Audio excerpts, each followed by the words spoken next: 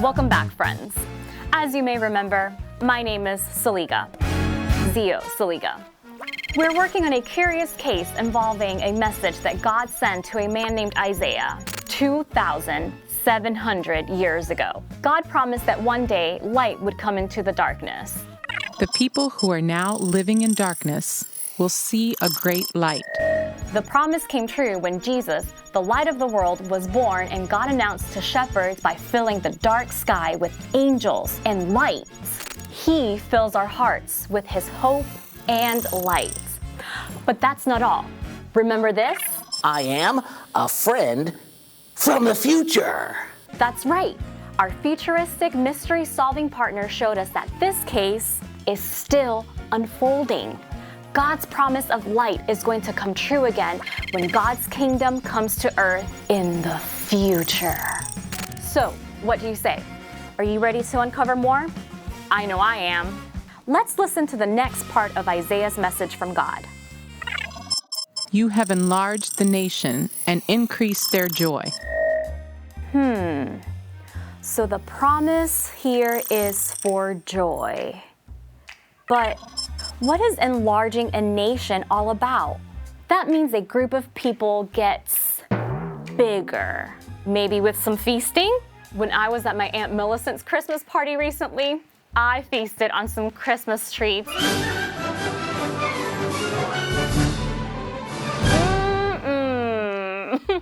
My suit felt a little snug by the end of the evening, and I did feel full of cookies, but also joy. Which reminds me, I need to thank our friend for his warning. Don't eat the fruitcake. Wow. Okay, let's see. Just write him a quick thank you letter. I'll address it to mystery-solving friend from the future. Post office should figure out the rest. Okay, so where were we? Oh yes, how does a nation or even a family get larger? Could it possibly have something to do with the Christmas story, like the last part of the prophecy did? Let's take a look at our list of leads. If I do a keyword search of our testimony witness, oh, that's interesting. I think I just found a witness who may be able to help us. Request send. Now we wait.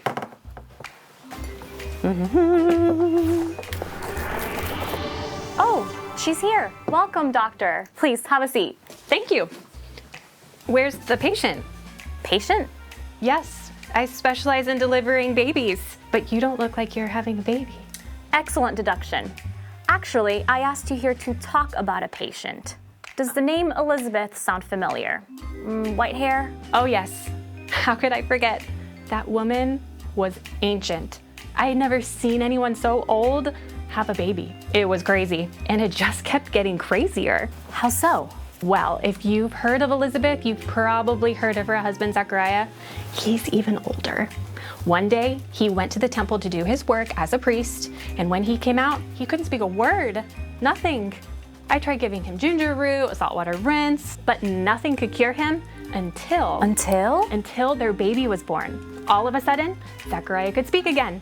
He started singing and praising God, and that's how I came to hear the whole story. Go on.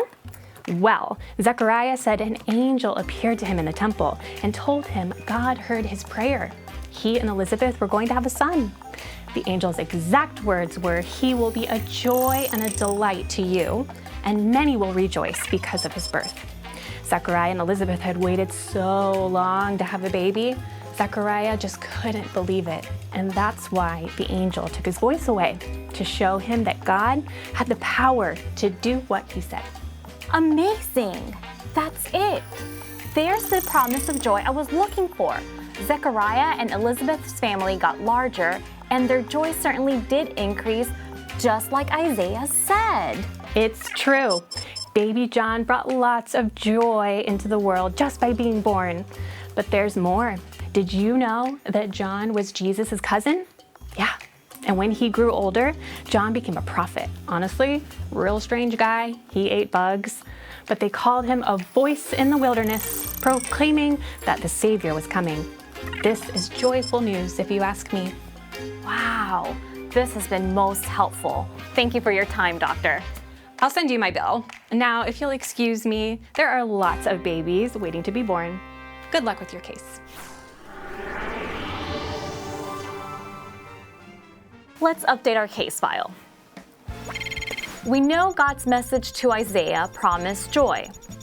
And we know that came true when John, Jesus' cousin, was born.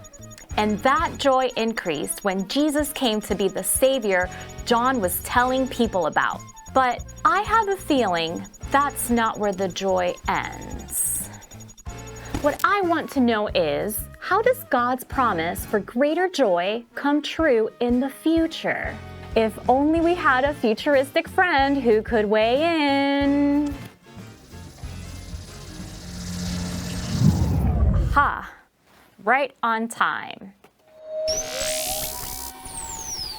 Thank you so much for the letter.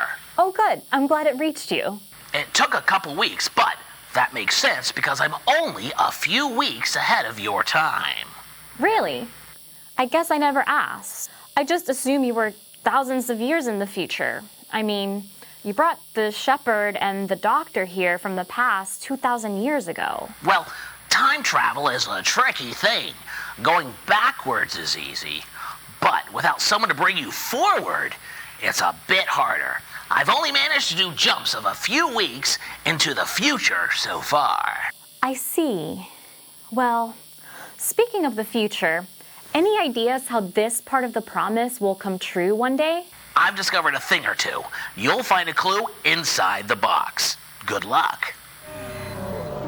That is so cool. Okay, here we go. It is another clue. Look at this. Thankfully, I have just the right thing. All right. It looks like this comes from Revelation 21. I've heard of Revelation. It's a vision God gave to one of Jesus' friends about what will happen in the future. And he wrote it all down for us. Here's what he wrote. I saw the holy city coming down out of heaven. I heard a loud voice from the throne. It said, look, God now makes his home with the people. He will live with them. They will be his people. And God himself will be with them and be their God. Ooh, listen to this part. He will wipe away every tear from their eyes, and there will be no more sadness. So this is telling us that one day God is going to bring his real kingdom to earth. Just like John announced that the Savior had come, a voice is going to announce that God is coming to live with us forever. And there will be no more sadness, just joy. Joy! That's it! Jesus brings joy. Jesus brought joy into the world long ago when he came to be the Savior of the world.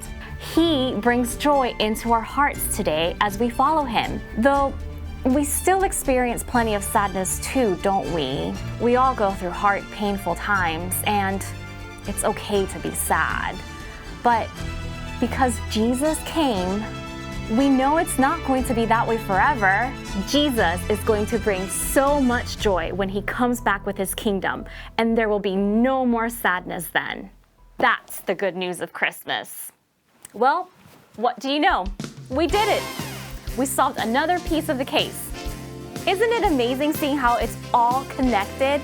I can't wait for the next part. But first, some celebratory cocoa. We've got more words of promise to decode, so I'll meet you back here soon.